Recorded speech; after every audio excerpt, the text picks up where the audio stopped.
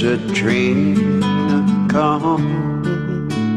You don't need no baggage, you just get on board.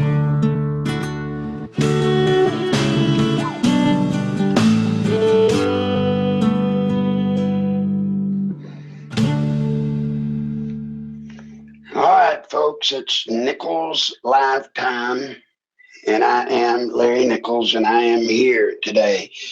I want to apologize for Friday, and I want to thank Greg and Alden for setting in for me. And I want to apologize to y'all for not being at my duty station when called. I promise y'all it's not like me to give up, but it was just to the point that I could not do the program. I just couldn't. But I'm here now. Now, where I'm at, I failed to bring the numbers for the call-in and everything. So, folks, you know the number to call in live. You know leadingedgeradio.com, and I hope you know the call-in number to call in. And then the text number, if you want to text me a message, is 440-897-0611. Now, today's program is going to be different. I know it's not the 4th of July yet, but I want to do a program dedicated to the 4th of July. I really do. And I want to do it now so that maybe this 4th of July will be special to you. The call-in number, by the way, is 501. I didn't see it. It slipped away, Alden, so put it back up. 499 something, 501-499 something, 6022, I believe. All right, 6022, I was right. But anyway, this 4th of July, I want y'all to be especially attentive, because it may be the last one we celebrate. Maybe. You see, I'm not kidding. This will be the last election that we're going to have. Now, when somebody quotes me on that and then the media is going to roast me for saying it, let them. Because what I'm saying about it being the last election we have, as I have explained to y'all over and over and over, there may be elections. They have them in Russia. They have them in Cuba. But they're not like ours are supposed to be. And with the influx of the immigrants, the Muslims, the Mexicans, changes in rezoning that they'll do, they will be rigged. They'll be rigged from the get-go. And the average American, the average white, middle-class American, and black middle-class Americans, that this entire nation has grown and prospered because of, will be vastly the minority if we don't win this election. So with that, I want to bring you one news item that I find to be significant, and I'm sorry, I've been away from the news for 3 days or so, so I have not been able to keep up with it as vigilantly as I should have. But you need to hear this one. There was a man, John Ash. He was former president of the United Nations. He is involved in a scandal having to do with money laundering that has to do with the Clinton Foundation and Hillary.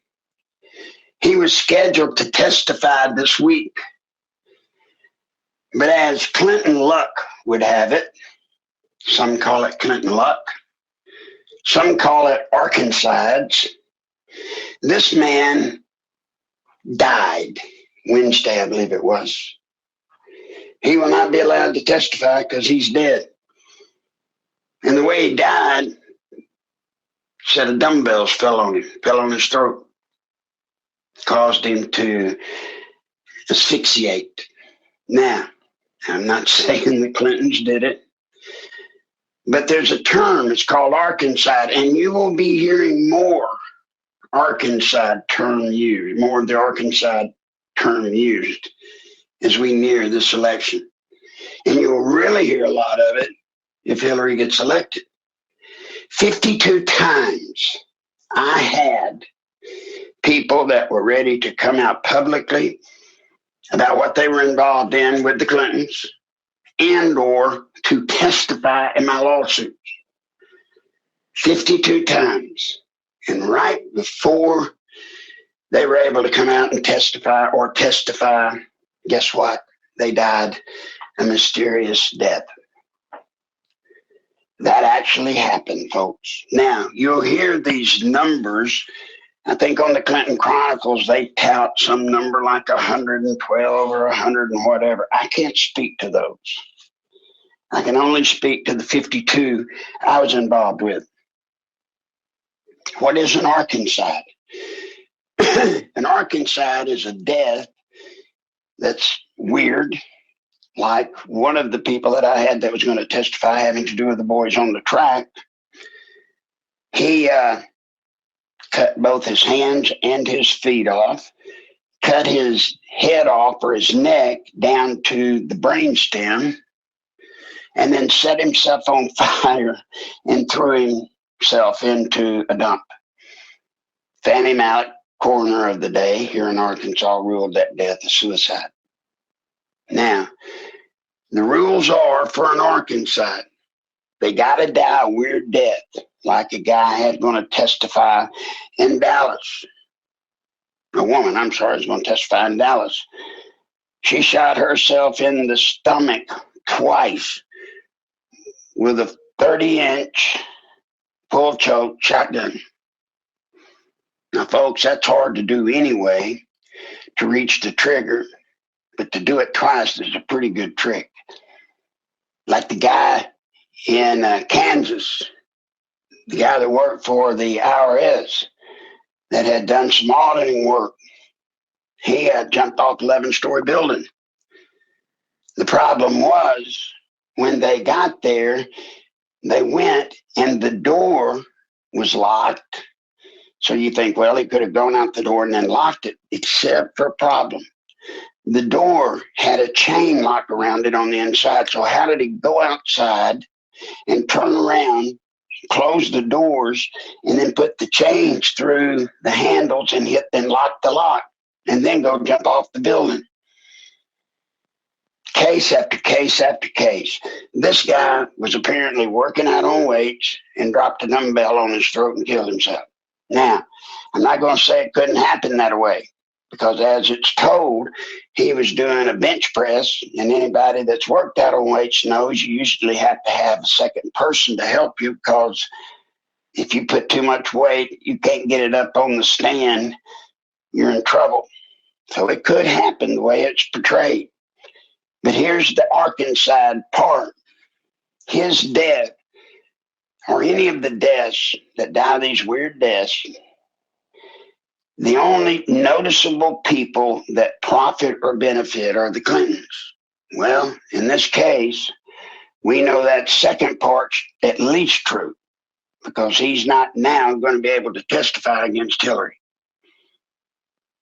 So there's your news for the day. Now, I want to get into today's program. I have not heard from Greg, so I don't know how many people are listening live. Greg, let me know as soon as you got a number. 4th of July. The 4th of July.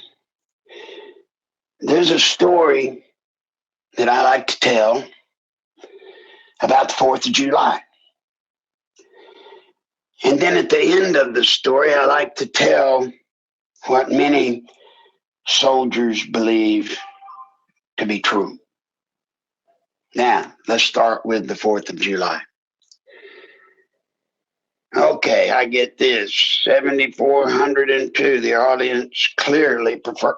He said the audience clearly prefers Larry Nichols. That's not true, Greg. You and Alden did a wonderful job, I'm sure. The 4th of July.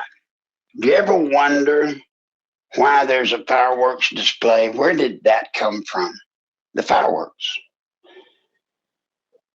Let me tell you what I believe to be the reason for it. And I think I have a good perspective in that I've been in combat, as many of you have. The fireworks display is a way to remember. A way to remember.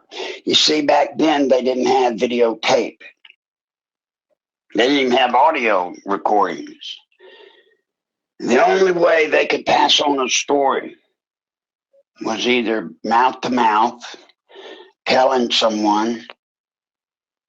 But in the 4th of July, Francis Scott Key, and I'm telling you folks, a lot of people believe the Star Spangled Banner, Francis Scott Key, they think that was the Revolutionary War. It was not.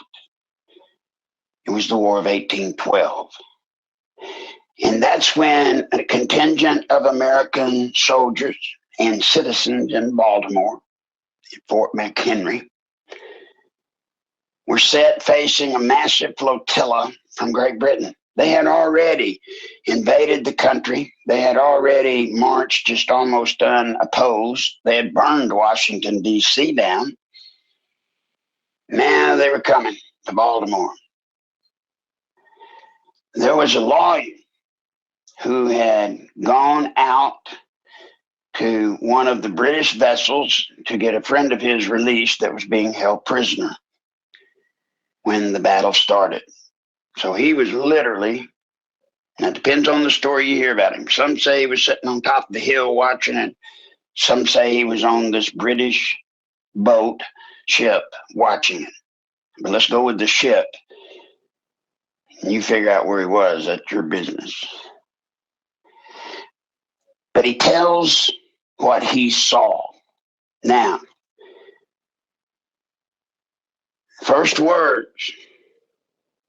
Oh, say, can you see at the dawn's early light? Now, you understand it started at dawn. What so proudly we hailed was so gallantly streaming. Now, what was that about? He was talking about the huge flag that was put up at Fort McHenry. The person in charge, I think he was a colonel of the fort, wanted to make sure that they had a large enough flag. He wanted the biggest flag in the country, and he got one. Put it up. What y'all may not know, the reason for all the flag stuff. In early wars, going all the way back to medieval times, whatever, flags were very important because flags told the leader, the generals, the positions of the troops. And so let's take the Civil War. Typically in the Civil War, the generals would ride, get on as high a place as they could. Now, when they would start shooting black powder weapons off, thousands of them, tens of thousands, the battlefield would just turn into a haze, a bluish gray haze, and that's the smoke from the black powder weapons. And it just hovers 8 to 10 foot high, it just hovered. So can you see that in your mind? Here's this battleground between two sides, but what you actually see is nothing but this haze. It looks like a fog just laid in on the battlefield, and you can't tell where anybody is. So all of the troops had flags, and it was a very important job. It was an honored job for a unit to carry the unit's flag. And so they would hold the flag up, and then the general up on the mountain would see. He would see the flags, and he would know then where the troops were. And then he would also know, if there was no flag, that unit was destroyed. Now you can imagine, folks, carrying the unit's flag was a prestigious job, but also remember, the enemy knew that, And so when you're carrying that flag into battle, you wanted the primary targets, but they carried it boldly. And so the flag is significant. It is a way to know where your troops are at any time.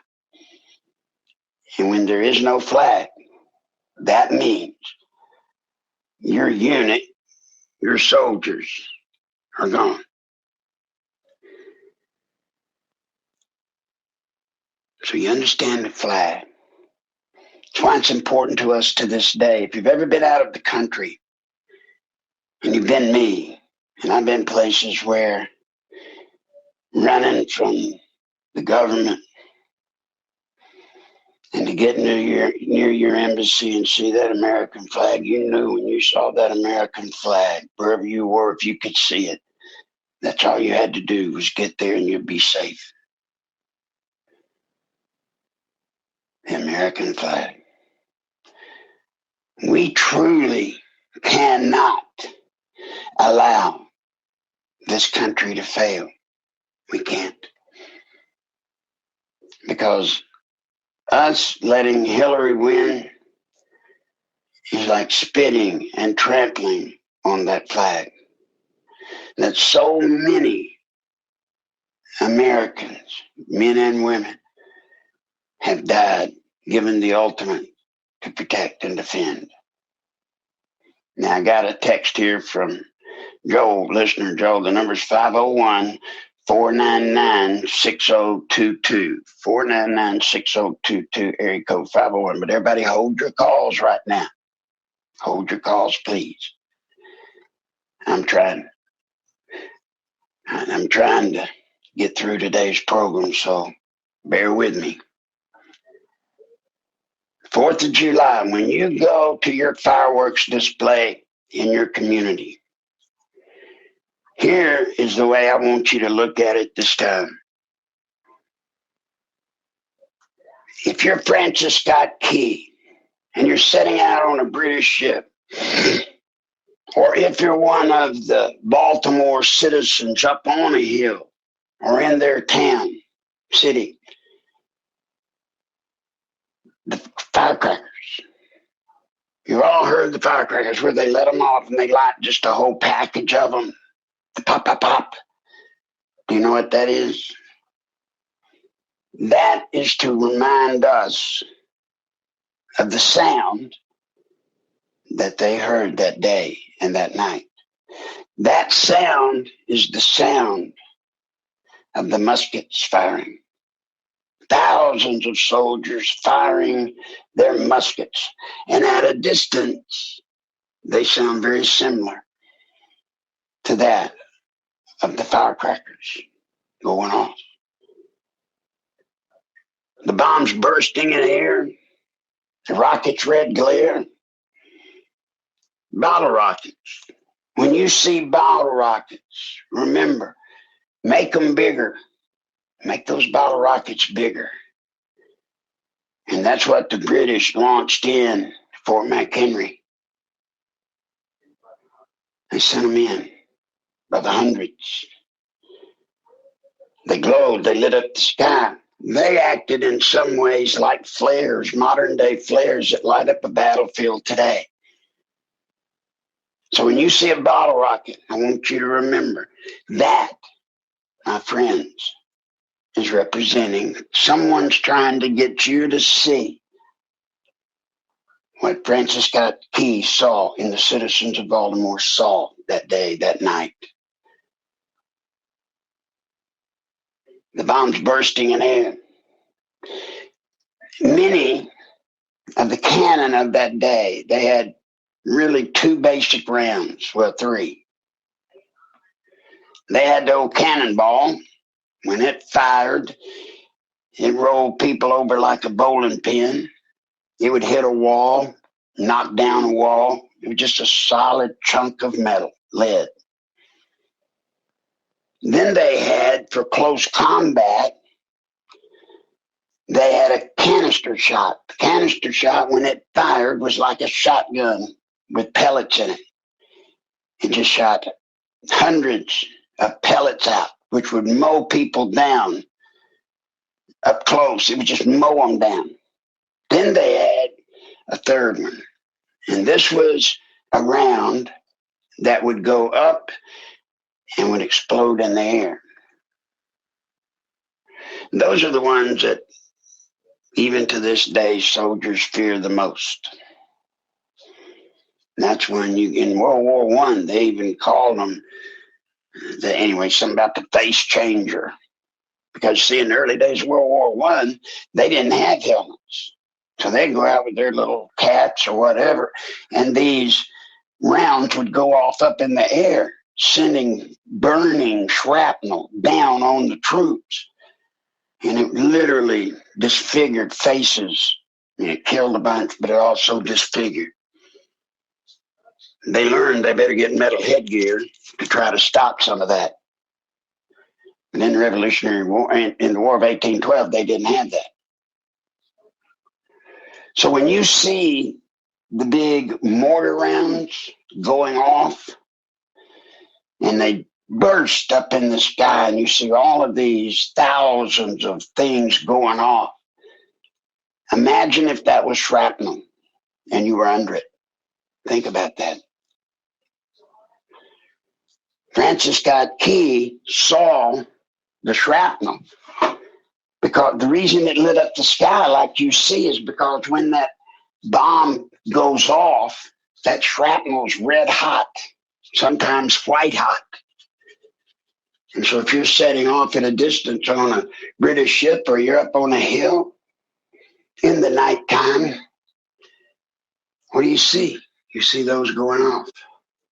Oh, they're quite beautiful, unless you're under them. And if you're under them, I hope you can understand the gravity. There's no place to hide. No place. Now, there's one problem with cannon shooting the rounds that go off in the air. They were known in that day all the way up until the Revolutionary War. The Civil War. Cannon firing that kind of round was dangerous. Because you see, when you pull the lanyard to light the fire of the black powder that sets off the charge, you also light a fuse that is attached to the bomb, the cannonball. Now, sometimes, as any of you that have ever tried to throw firecrackers know, sometimes that fuse burns just like it's supposed to. But far too often, that fuse goes off prematurely. And so it was not uncommon for the cannon crews to be killed by their own weapons. Not to mention your soldiers that are on the battlefield that you've got to shoot your round over. Because even more than it blew up the cannon crew, they were known to go off prematurely and rain shrapnel down on their own men.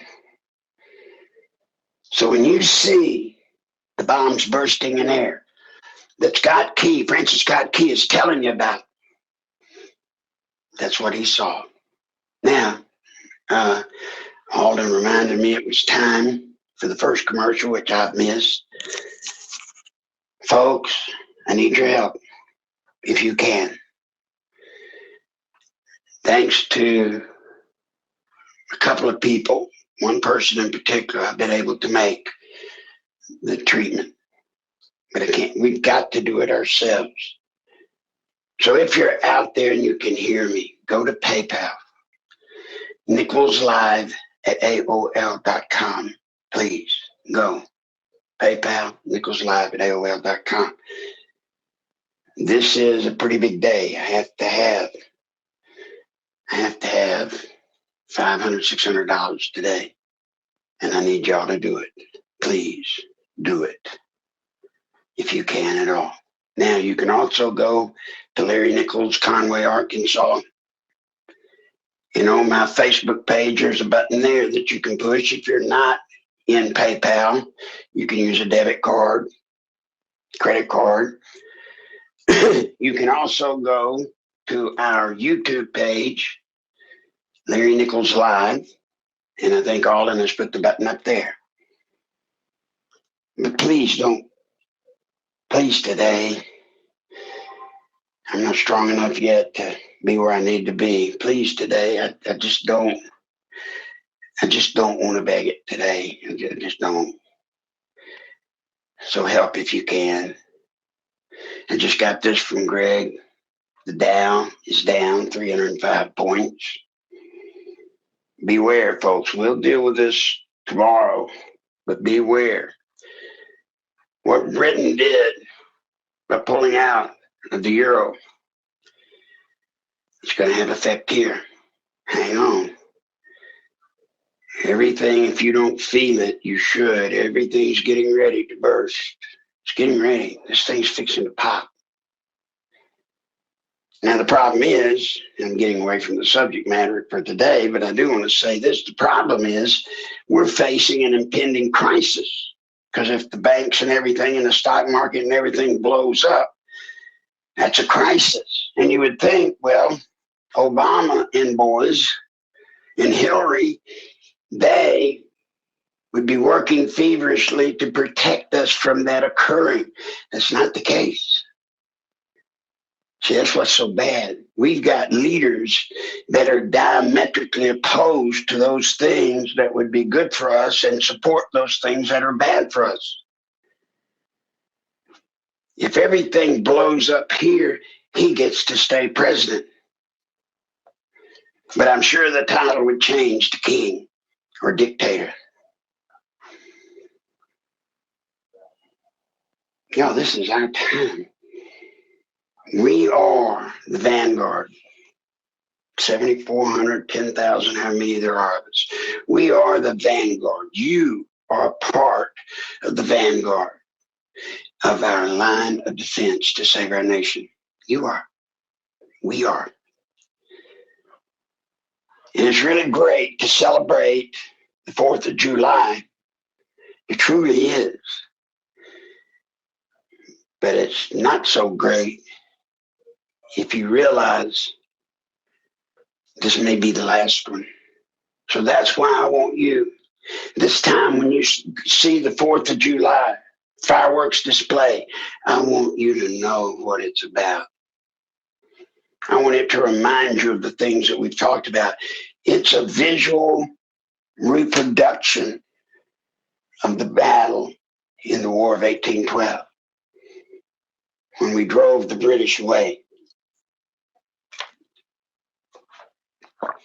Now, there's one other part of the fireworks display. This one isn't about Francis Scott Key. It's not. It's a tale I heard in Special Forces. I don't even remember who told me, and it was just some little tale that somebody spread. But I value it, and I hope you do. At the end of every fireworks display, there's the big crescendo. When that crescendo starts, do you know what I'm talking about? All of these mortar rounds go off, and the sky just bursts with white and green and red and blue. I mean, it just one boom, boom, boom, boom, boom. They're all going up, and the sky's filled. I want you to think about that this way. Once a year, God lets all of the soldiers that have died, he lets them all dress up in their dress uniforms. Their dress blues, their dress whites, their dress greens. He lets them all dress in those uniforms. And I'm telling you, I bet they spit shined their shoes. Oh, Lordy. I bet they polished the brass until it'll glow all the way to Mars.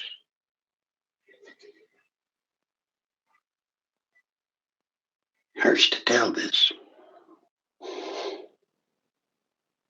And I can see all of those proud soldiers getting all dressed up. And when that crescendo starts, God lets them come out in their dress uniforms for us all to see. And remind us of everything they went through. To remind us of what they have done for us. You see, this day, it's 4th of July, when it comes.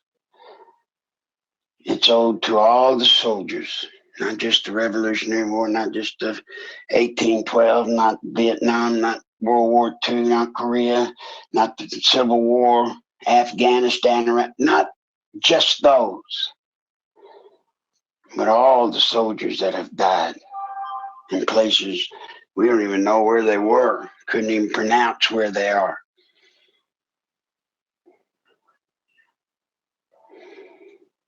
Think about it when you see that. Think about them. And think this year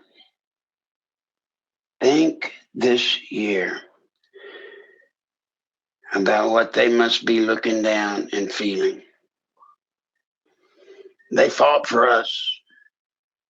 They died for us. And maybe this year they're coming out in their dress uniforms, calling for us to do our part. You know, I believe they're telling us, this one's yours, Larry. This one is yours. We did ours. This is your turn. Yeah, I'm not going to take a caller right now. Yeah. So, no, I'm not taking calls today. Just tell them I'm not. Sorry about that, folks. I'm not taking calls today. But they're counting on us. So when you see that crescendo at the end of your fireworks display, this year, make it have meaning, please. When you hear the crackle of the firecrackers, that's not so different than the muskets being fired that day. That day, the battle at Fort McHenry, it's not so different.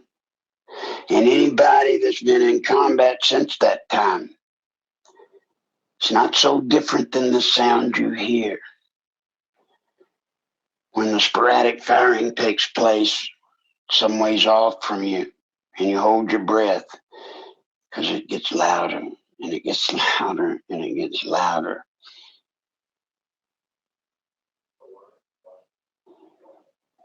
When you see those bottle rockets going off, think about Fort McHenry. Think about soldiers today. They still go off. They still go off today. Maybe they're more sophisticated than the ones back then, but they still go off. And then when you see those mortars going off and exploding those fireworks displays, you know, the big ones that make all of these designs and everything, remember, there was a time when all of those beautiful, sparkly little things that you're seeing, there was a time when that represented burning shrapnel raining down on the heads of our soldiers. And that too is not so different than today. And when the enemy is able to fire a round that goes off in an airburst, I assure you, every soldier that's ever been on a line knows. That's horrifying. Remember it. Remember what it represents.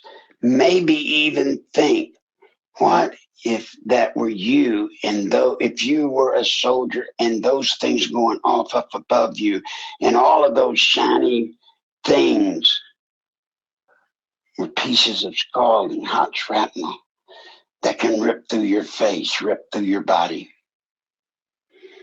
How would you feel? Hmm? How would that make you feel? And then, when it comes to the crescendo, I want you to do one thing, and y'all gonna laugh at me, but I wish you wouldn't. I really wish you wouldn't. But when that crescendo starts, I don't care where you're at, alone or with a group, or just with your family, it doesn't matter. When that crescendo starts and you realize that every one of those sparkly things up in the sky represents a soldier that has died for me and you, for me and you, and our children, and our grandchildren. They have died to give us the shot that we have had in this country,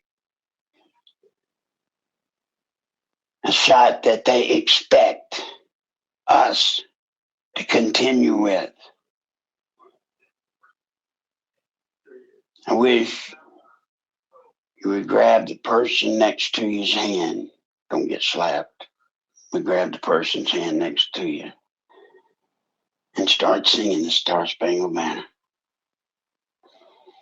Look, those sparkles you see in the crescendo,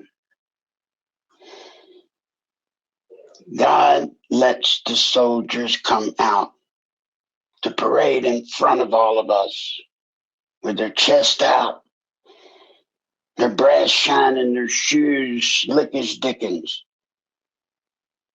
But you'll notice those sparkles can never touch the ground.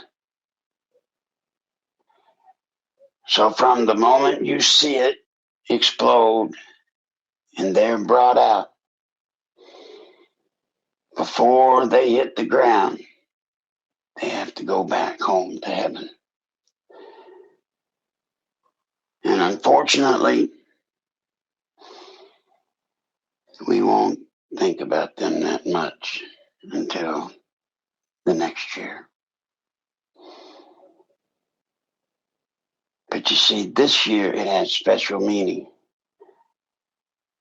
Because if we don't do what we're supposed to do, what we have got to do, and yes, I say what God commands us to do, if we don't do it, there's going to be nothing to sing about next year. Nothing. And I doubt next year if we don't do what we're supposed to do this year. If we don't stand for our country this year together and win this fight together, I don't think our soldiers will want to come out next year. You see, because when they come out, they see us too. And I don't think they'll want to see us. I just don't think they will.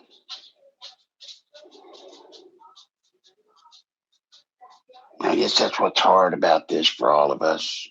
And it is for me, and I don't know about you. It's hard enough fighting for our children and our grandchildren. You know, that's a pretty big reason to engage this enemy that wants to overthrow us. But I have to wear another thing to be responsible to. I have to be responsible to all the soldiers that have died, saving this country, protecting this country, fighting for this country. They did. I didn't.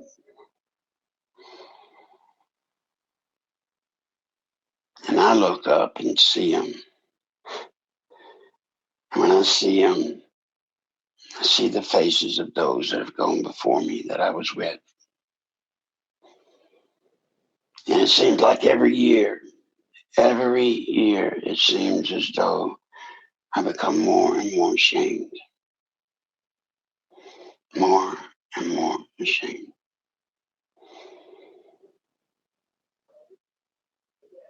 But I promise you this, all of you, although you may not know it,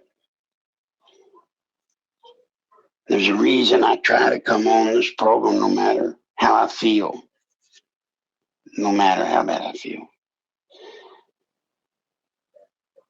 This program, to me, is our unit flag,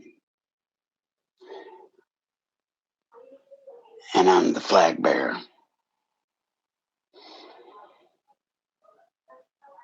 You may not want me to be the flag bearer, but I'm carrying the flag. And when I can't be here, that says our flag is down. And folks, we're not down yet. We're not down. We're not through. We're not done. It's not over. It's not. And I know some of you are falling quite impatient. I know you have. But, oh, okay. All right, Alden said, please do the commercial because people have asked where to donate. Let me do that right now, folks. I'm sorry. This is just an emotional day for me, or an emotional program. And I'm trying to get you ready for the 4th of July. And this time, by God, we're going to celebrate it. This time, we're going to honor it. Now, to those of you that will, I need your help. I've got to generate about 500 at least. You can go to PayPal. And when you get to PayPal, go to Nichols Live at AOL.com. Nichols Live at AOL.com. And by the way, nobody has dinged it that I see yet. I haven't looked, but I know I hadn't heard it. Then, if you are not with PayPal, you can go to Larry Nichols, Conway, Arkansas on Facebook. And when you go there, there is a yellow button. And if you have a credit card, a debit card, click it. Click it. And I know some of you are afraid of PayPal. I'm going to give my address now. I'm going to tell you, you can go to my Facebook page, Larry Nichols, Conway, Arkansas. Or you can go to the YouTube where Alden puts up the replays of the show. But at both places, you can see my address. But I'm going to give it to you today if you just want to mail something. I mean, when it comes in, it helps. The problem is mail don't help today. But my address is number 58 Kensington Drive. Now, let me tell you how to remember how to spell that. It's Ken, like the man's name, K-E-N. Then it's sing, like sing a song, S-I-N-G. Ton, like the old, whatever his name's, Ernie, whatever, 16 tons. And what do you get? Another day older and deeper in debt. So it's Kensington Drive, Conway, Arkansas, 72034. 72034. Help if you can. Somebody ding it so I don't just sit here with 15 minutes left and realize that nobody cares. Now, you can also go, if you want to be a part of the program that Douglas has put together,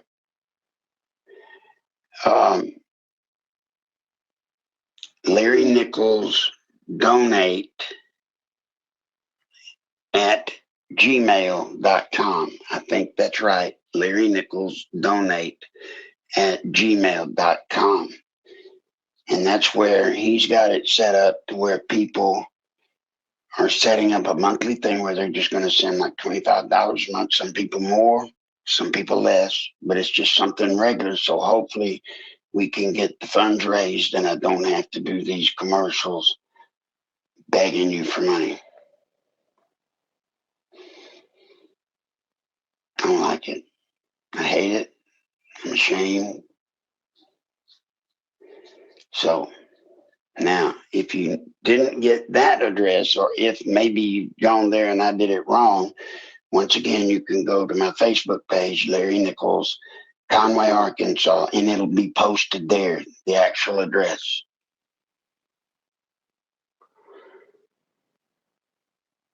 How many of you are with me?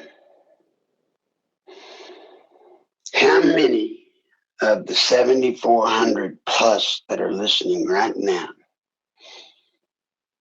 how many of you are with me in that you realize that we've got to save this country this time, this election? How many realize that? How many of you understand that we've got to save our country this election? How many? Now, some of you, I figure, you're listening for the entertainment. I'm sure you've been disappointed by that because I'm not much of an entertainer. But if you're just being entertained, I don't want you here. And you don't have to send money. I don't mean it that way. But I don't want you here. This isn't about entertainment. If you don't see that this is real, if you don't see the urgency with this, I don't want you around me because you get somebody hurt just blind. Now, I know I'm not much.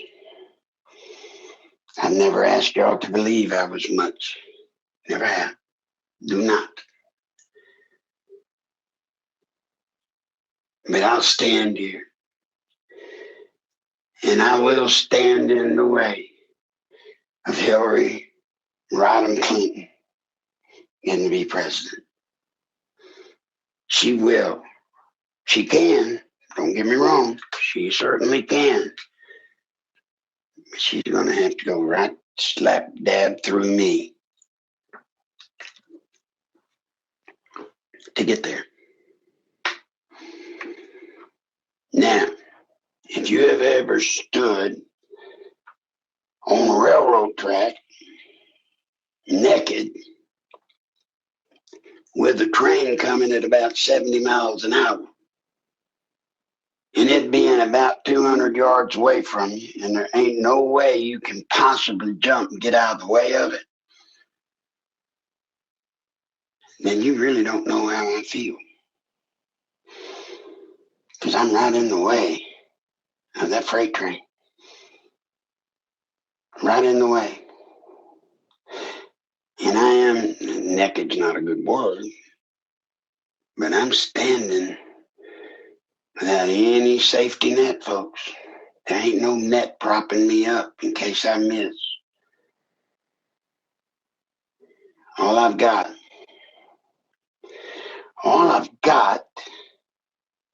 is a chance. And that chance requires two things. One of you and one of another person.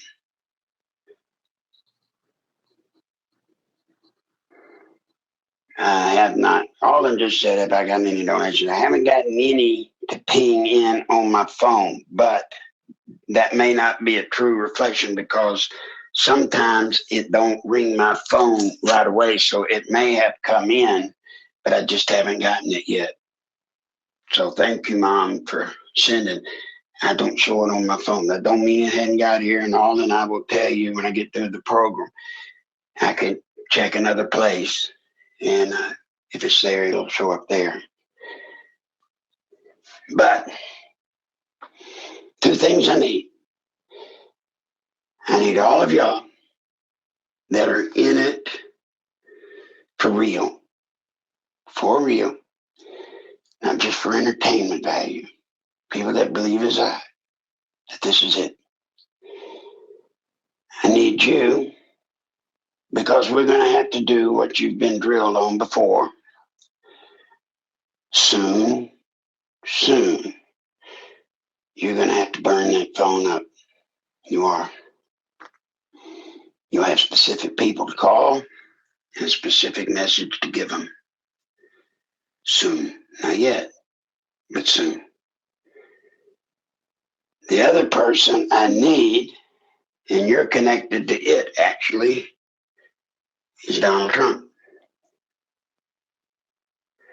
Donald Trump is the only chance we have to get the message about the Clintons, who they really are, out to that 20% of the population that I have told y'all about that don't care. Remember, there's a reason I talked to you about 40-40-20. 40% love Hillary. There ain't nothing we can tell them that's going to make them change. 40% either hate Hillary so much or love Trump, and they're there. So that's there right now. That don't win an election. What wins the election is the 20% of people that don't care. Now, you can call them undecided if you like. But I don't call them undecided. Undecided, well, let me say, the reason I don't call them undecided. Undecided means that they're in a quandary. They're analyzing everything and they just have not been able to make up their mind as yet. Now, that's giving these people way too much credit. Oh, there might be a few that are that way. But I would rather say they don't care. They just don't care.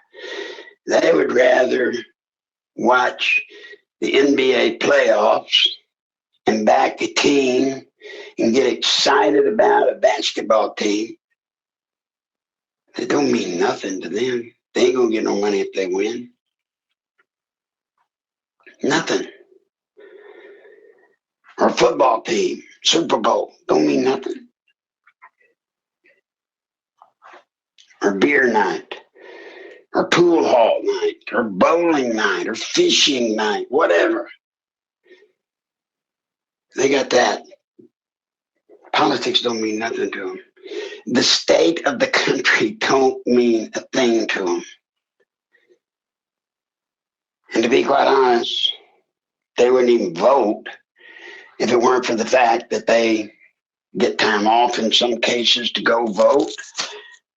But oftentimes just because they want to impress their friends with how smart they are. And that's where they become problematic, because they don't pay attention. They don't care about politics. They have nothing to do with it. But then come election time, they like to brag to their friends that they voted for the winner. And you know, the only way they know who to vote for is looking at the polls. And whoever the pollsters say is the winner, then that's where they'll cast their vote. And that's a ploy Hillary's going to use. How do I know? Because I designed it. Now, so what am I going to do? When it's time, if Trump gets in the race, now remember, I keep saying if he gets in the race, and some of you are thinking, well, he's got the nomination. No, he don't. Well, he's got the 1,237 delegates that are necessary for the first ballot at the convention to get him the nomination. No, he don't. You see, according to the rules, he's supposed to have 1,237, which he has. No, it's not. What I've tried to tell you a couple of people have even said that are a part of it, there ain't no rules until the Rules Committee meets 6 days before the convention. And I don't need to tell you, there's just a hellacious movement amongst those delegates to free them up. So in the first ballot, those pledged delegates don't even have to vote for Trump then. There's all manner of things that can happen to Donald Trump that can prevent him from getting that nomination. One thing, not to me, well, there's a couple of things you need to know. When you're talking to your friends around the water cooler, you might want to tell them, watch out, watch out. You see, when Trump's sitting there with $1 million in the bank, and Hillary's got 40 million, and she's got 2 packs with 50 million plus in them, it don't look good for the home team. The RNC establishment will use that on Trump to keep him from getting the nomination. They're going to say, look, he can't possibly win. He can't even get enough money to buy ads to run against Hillary. He's got to hit $1 billion to be able to buy the ads necessary to get the message we need put out there. He said he had $11 million weekend. Great. Hope he did. Hope he did. But the establishment's going to use the fact that he's got $12 million, and that's not enough to run the race. And they'll use it on him to strip him of the nomination. Second thing.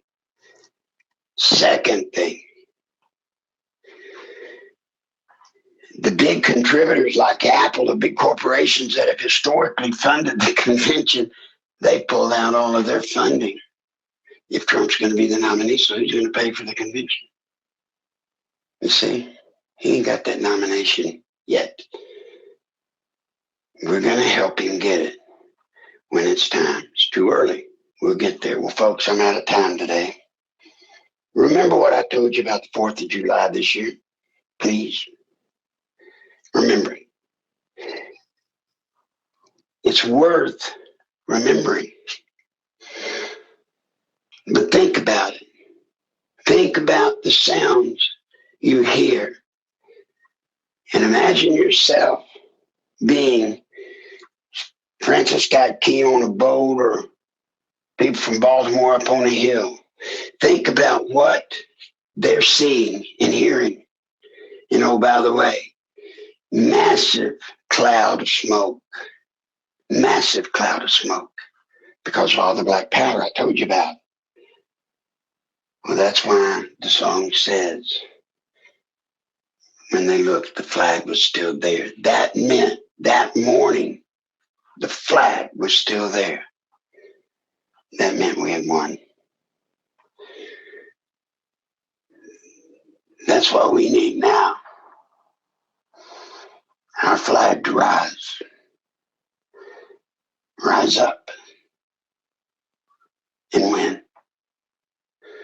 And when those soldiers come out in that crescendo, you look at them. You look hard at them. You may see your loved one up there, someone you know. You look at them and just think, remember, they're looking down at us. And they're saying, I gave it all. What will you give? What will you give? So, folks, thank you for today. And help. I don't have anything on PayPal, so wait a minute, I do. I'm sorry. I just lied. Lorene Boyer, thank you, dear. Good heavens. All right, folks. See you tomorrow. Over the rainbow, way up high, there's a land that I've heard of, one in a lullaby.